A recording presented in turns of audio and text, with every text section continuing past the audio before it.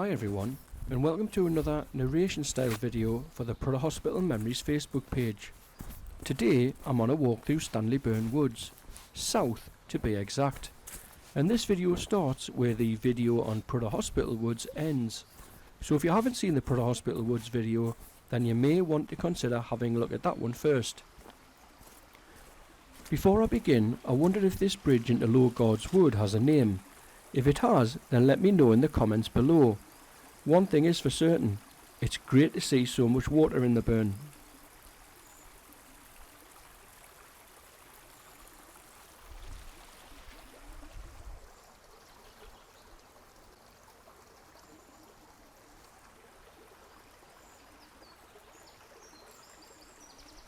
Now I think it's fair to say that with this video I'm rolling the dice a little regarding any real relevance Stanleyburn Woods has to Prother Hospital. For that reason, I've been in two minds whether to film the walk or not. In the end, I popped a post on the page and let you decide. So thank you to those of you who said you would like to see a video of a walk through Stanleyburn Woods. This is for you and absolutely anybody else who may be interested. Maybe you haven't been here for some time. Perhaps you don't live in the immediate area anymore or simply struggle with your mobility. If nothing else, this is a chance to enjoy a walk through Stanleyburn Woods on a typical day in February. Now I'm going to shut up for a second because there's a woodpecker busily drumming away in one of the trees nearby.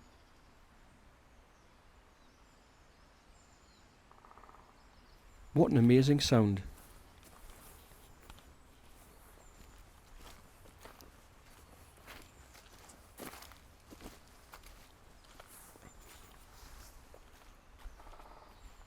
I'm surprised he hasn't got a sore head.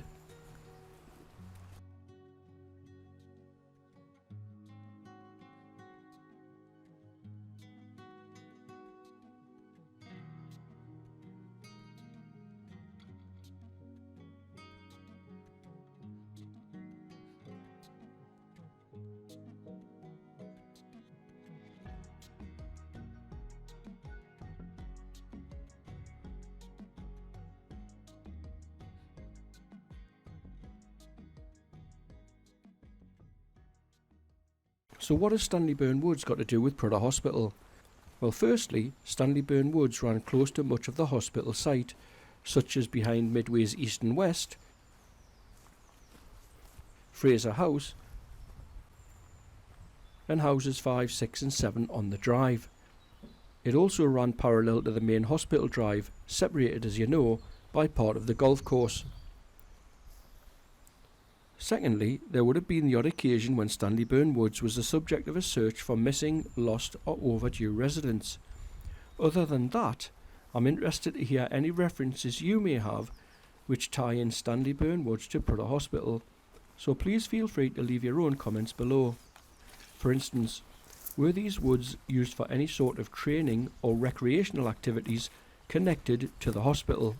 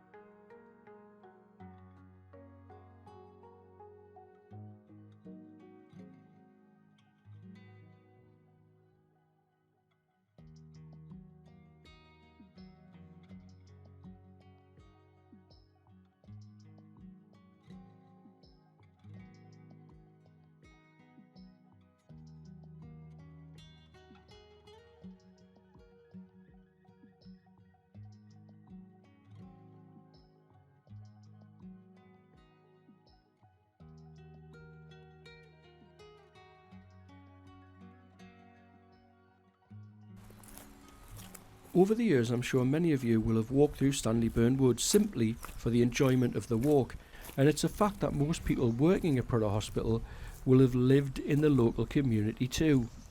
It's interesting to me that some entire lives would have been lived without the need to leave the town of Prother, working in the hospital, living and socialising in the local community, and walking the local woods and footpaths for exercise and enjoyment. With the gradual decline and eventual demolition of Prother Hospital up until the Cottier Grange and Humbles Wood housing developments began to take shape, these woods were largely deserted. In preparation for filming this walk, I had the company of my 10-year-old daughter. We've done this walk countless times at different times of the year. We came across lots of dog walkers in or around the woods and the occasional jogger and cyclist too. But anyone living nearby who hasn't walked in these or any of the neighbouring woodlands really is missing a treat, and a free treat at that.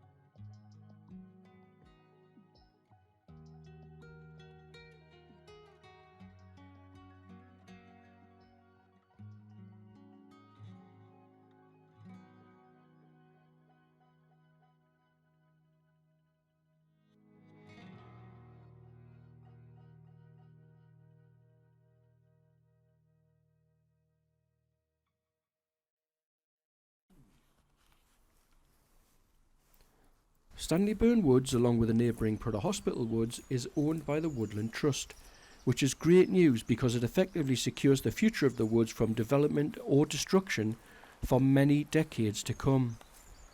For anyone interested, the Woodland Trust arranges volunteer days normally on the first Saturday of the month, where you can get involved in the upkeep and management of the woodland.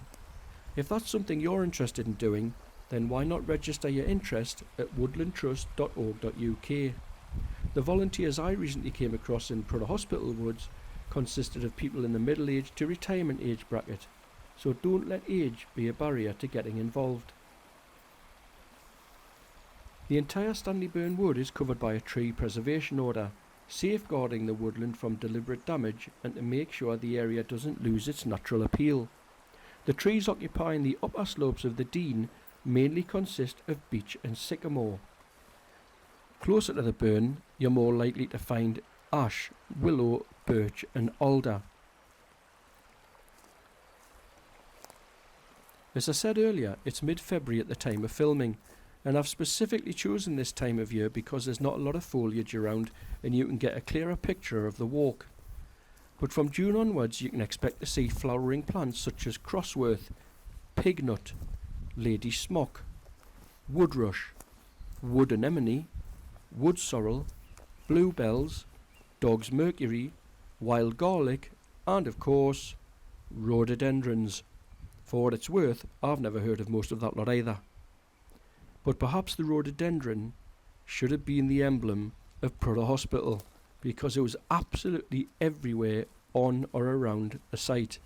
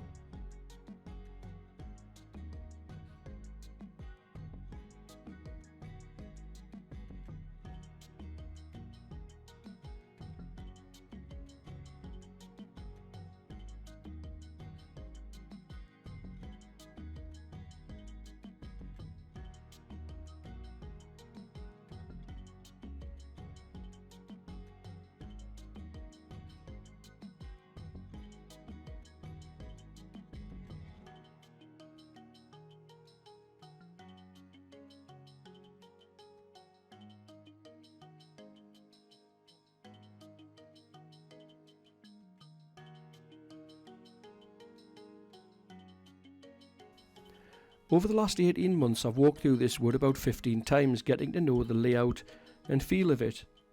It's a nice place to be and can be combined with other local walks depending on the distance you want to go and time you have available. I've combined this walk several times with a walk to and from Jackie's Planting in Greenside, but simply walking through Stanleyburn Woods and onto Prother Hospital Woods or up through the 7 bridges is a very pleasant way to spend your time.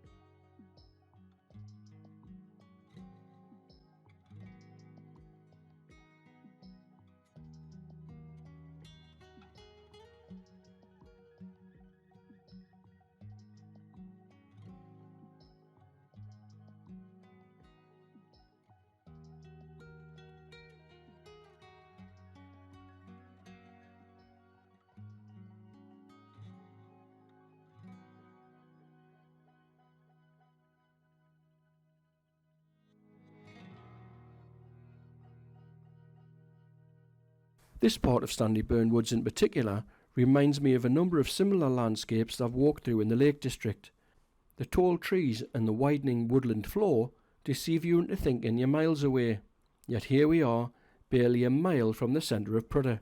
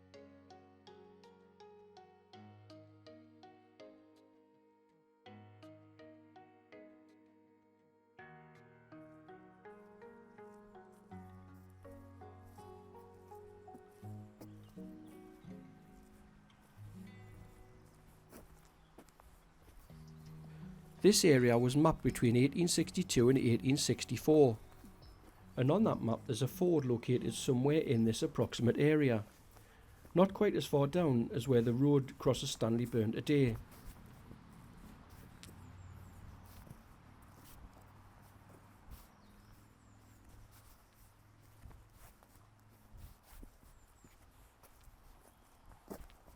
The end point of Stanleyburn Woods south is where the woods meet the B6395 road on the Northumberland Tyne-and-Wear border, where the old Stanleyburn pit used to be. You can go into Stanleyburn Woods north by simply crossing over the road, but it's not widely used by the public these days.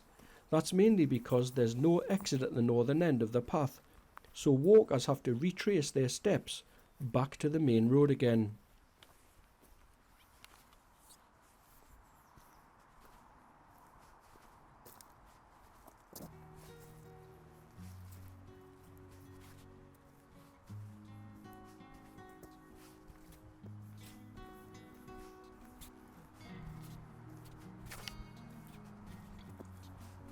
This is where we say goodbye to Stanleyburn. The burn of course continues on, winding its way down the valley until it meets the Tyne at Wylam. Anyway, I hope you've enjoyed this walk through Stanleyburn Woods. If you have, then why not have a walk through here yourself sometime?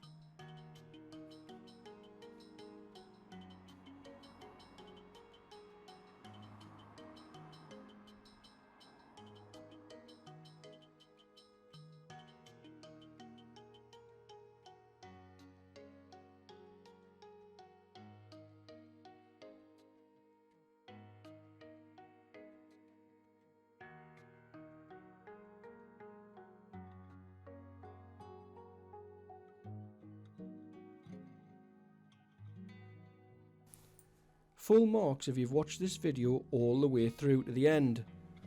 Thanks for watching, and bye for now.